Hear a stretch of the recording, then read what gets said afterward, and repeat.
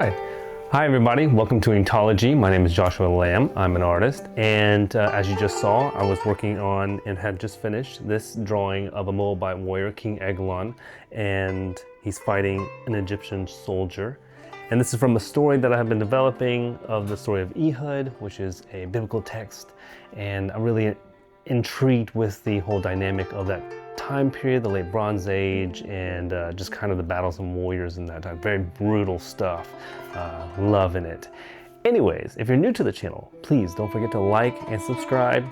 Hit that notification button for all my videos when they come out. And if you haven't seen the penciling of this, I go through how I develop this piece before I ink it. The more detailed and kind of finishing of the pencil drawing, which is fun because I get to go over the character's development as well as the history of the Egyptians and the Moabites and King Eglon, some of that kind of fun stuff.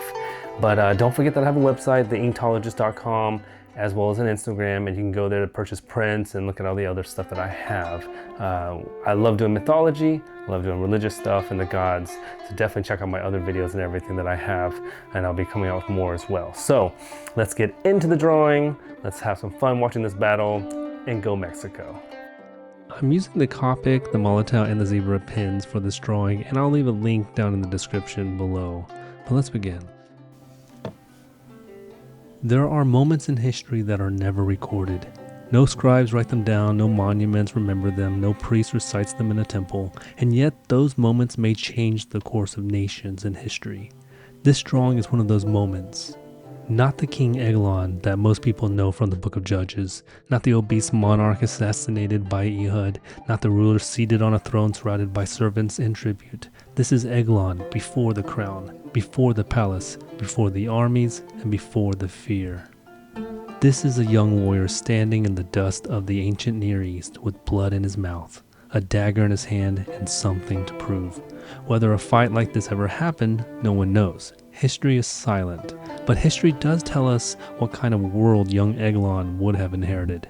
And it's a brutal one. A world where kingdoms rose and vanished like footprints in the desert sand. A world where gods fought through men. A world where survival itself was a form of warfare. To understand Eglon, we have to understand Moab. Okay, a quick pause. I wanted to give some instruction on what I'm doing here. I'm filling in the parts of his face with the darkest blacks and the deepest shadows because that kind of helps balance out what kind of light, detailed work I need to actually do on his face and know kind of the balance between how much detail I want to put into his face. This is a technique I have developed just through practice and stuff. And if you ever come to a position where you're like, oh man, I don't want to over detail this, start with the shadows and the darks and then kind of give you an idea of where you can go from there. Just make sure you don't put, black everywhere and cover up the possibilities for detailing. Okay, let's get back into the story. The kingdom of Moab occupied the rugged plateau east of the Dead Sea in what is now modern Jordan. Its people spoke a language closely related to Hebrew. Their cities overlooked deep valleys and trade routes that carried copper, livestock, textiles, and wealth across the region. The Bible presents the Moabites as a long-standing rival of Israel, yet they were also cousins. According to the biblical traditions, both people shared distant ancestry through Abraham's family. That closeness made conflict all the more bitter. Ancient wars were often fought the hardest between neighbors. The Moabites were not some isolated tribe at the edge of civilization. They stood at the crossroads of empires. To their west were the people of Canaan. To the north were the Aramean kingdoms. And to the east stretched desert lands filled with nomadic tribes. And to the southwest loomed one of the greatest powers the world had ever seen, Egypt. For centuries, Egypt had dominated the lands of Canaan. Pharaohs marched north with armies, established garrisons, collected tribute, and projected power across hundreds of miles. The names of kings such as Ramses II and Ramses III echoed across the ancient world. Their monuments proclaimed victories, their temples reached towards heavens, and their wealth seemed endless. But empires often appear strongest shortly before they begin to crack. Around the end of the Bronze Age, something happened. Cities burned, trade networks collapsed, entire civilizations disappeared. Historians still debate the causes, like climate change, famine, internal rebellion, economic collapse, migrations, or maybe the mysterious sea peoples. and perhaps all of them together. Whatever the reason, the old world was dying, and Egypt was no exception. Its grip on distant territories weakened, its authority faded, yet their shadow remained enormous. Their hand casting it was growing weaker. Just to get an understanding of when the late Bronze Age is, it's around 1550 BC to 1200 BC in the Eastern Mediterranean or Near East. It's when it's mostly, connected. But at this time, you have, of course, Egypt building some of the greatest and best monuments and structures. You have like their pharaohs being Hatshepsut and Tutankhamun. You have the Hittite Empire doing its thing. You also had the Mycenaean Greece civilization, which was like the culture later remembered in stories by Homer. And if you go far east to like China, you have the Shang Dynasty, which was thriving. And this is about the time when some of the earliest Chinese writings started to appear. Also in India, you had the late stages of the Vedic period, which the Sanskrit traditions were developing. And of course, if you're curious what happened west, like Britain, that side, Stonehenge and stuff had already been like existing for centuries at that point, so it's kind of like an ancient monument. And if you go all the way far, far west to the Americas, you didn't really have the Maya or Aztec yet. You had the Olmec cultures just starting to emerge. A quick inking tip. The smallest one I can find usually is the .03 pen, and this really does really great detail on my drawings and adds a little bit extra depth to the cross-hatching and shading process. Highly recommend getting one of these pens. Whenever great empires retreat, smaller kingdoms seize opportunities. That is exactly the kind of environment in which ambitious rulers emerge. A young nobleman in Moab might have looked across the landscape and seen possibilities. Old powers were distracted. Borders were uncertain, loyalty could be bought, and glory could be won. A warrior who proved himself might become a commander, and a commander might become a prince. A prince might become a king. History is full of men who climbed the ladder with a sword in hand. Perhaps Eglon was one of them. Perhaps he stood in battles like the one shown here. Not because he loved violence, but because power in the ancient world was earned in blood. Imagine the scene. A dry valley somewhere east of the Jordan, dust hanging in the air, the smell of sweat and leather, bronze blades glinting beneath the merciless sun. A young Moabite fighter collides with an enemy, not on a battlefield surrounded by thousands, but in the chaos of a skirmish. The kind of close, desperate struggle where rank and title means nothing, only survival. The stone strikes, the face twists, the dagger rises, and for a moment the future king is not a king at all. He is merely another man trying not to die.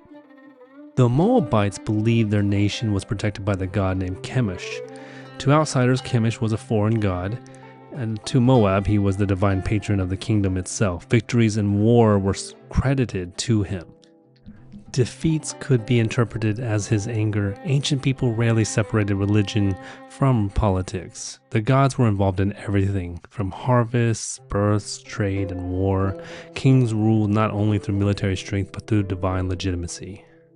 Now, this is played out a lot in the Bible. That's pretty much what the whole Bible is about the interference of history and, the people group through the gods and, of course, the biblical God, Yahweh, who becomes El, and, of course, the Christian God. So, we know that in the cultures of Canaan and the Moabites and Egyptians, gods ruled everything, as well as in Mesopotamia, long before all of this. Okay, to serve your nation was often understood as serving your God, and so every battle carried spiritual meaning, every victory proved divine favor, and every defeat raised uncomfortable questions. The Egyptians viewed the world in a similar way. Their civilization revolved around maintaining cosmic order, known as Ma'at. The pharaoh was not merely a king, he was the guardian of order itself, the living bridge between humanity and the gods. Gods such as Amun, Ra, Horus were woven into every aspect of Egyptian life. Temples dominated cities, priests wielded enormous influence, and religion and government were inseparable. When Egypt suffered decline, many people would have interpreted it as not merely as a political weakness, but as a cosmic disorder. The world itself seemed unstable, and instability breeds conflict. Now, would a young Moabite warrior actually fight an Egyptian soldier? Possibly. Though we have no direct evidence involving Eglon himself, Egyptian influence, mercenaries, traders, officials, and military detachments moved throughout the Levant for centuries. Borders were fluid, alliances changed constantly, and a confrontation between a Moabite warrior and someone connected to Egypt is entirely plausible. The ancient world was surprisingly connected. Ideas traveled and merchants traveled, armies traveled, everyone traveled, and with them came opportunity for violence. I created this scene because I wanted to have Eglon go up against the world power at that time for that region, and this was a perfect opportunity to use the Bronze Age and the fall of Egypt to do so. One of the mistakes we make when imagining ancient warfare is assuming it looked like the movies. Most combat was not glorious, it was terrifying. Men fought at arm's length, weapons broke, armors failed, and dust blinded people, and fear ruled everyone. Victory often belonged not to the strongest soldier, but to the one who remained standing after everyone else lost courage. Courage was precious, training was rare, and survival was never guaranteed. The heroes remembered in history were often those fortunate enough to live long enough to be remembered. The irony of Eglon's story is that history remembers him not for his victories, not for his rise, not for his kingdom, but for his death. His name survives because of a dagger hidden beneath the cloak, because of Ehud, because of one of the most dramatic assassinations in biblical history. Now, most people know how Eglon's story ends if they read the book of Judges. Few stop to consider how it began.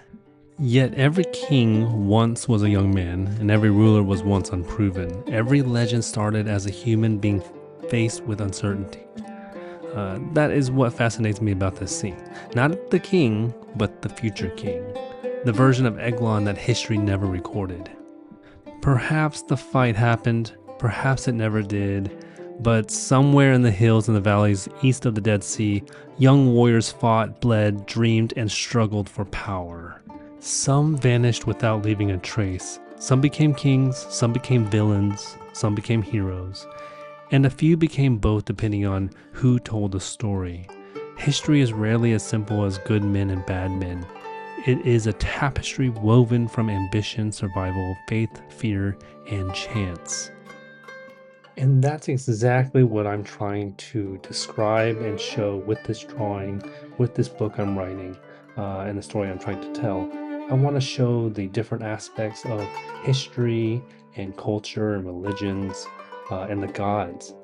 You know, we always talk about what happened because of the gods, but we don't talk about what the gods were actually thinking and how they came to that decision. A lot of the time, the stories are a narrative of the human reactions to these deities, but I want to dive into how the deities came to be and where they developed to tell the story of the human existence. When I look at this drawing, I do not see the Eglon of Judges, not yet at least. I see a man standing at the edge of destiny, a warrior whose future is unwritten. A young fighter who cannot know that centuries later his name will not be spoken. That scholars will debate him, that artists will draw him, that storytellers will imagine the roads he walked before he entered history, like myself. For one brief moment, he exists only here, in dust, in violence, in possibility. The crown is still far away, the throne does not yet exist, the assassin has not yet arrived. There is only a clash of stone against flesh, and a flash of bronze. The young king who has not yet won a kingdom. This is the Moabite warrior versus the Egyptian soldier. Alright, thanks for watching the video and making it all the way to the end. I really appreciate it. This is the drawing of King Eglon fighting an Egyptian warrior soldier. If you have any suggestions or any kind of other gods or goddesses you would like for me to draw, definitely leave a comment down below. I would love to get to it and give you a shout out for it. I need content and, good suggestions. Definitely do that. And don't forget to like and subscribe, of course. As well as, just remember that this is all fun. And if you're a creative, hey, go create. And go Mexico.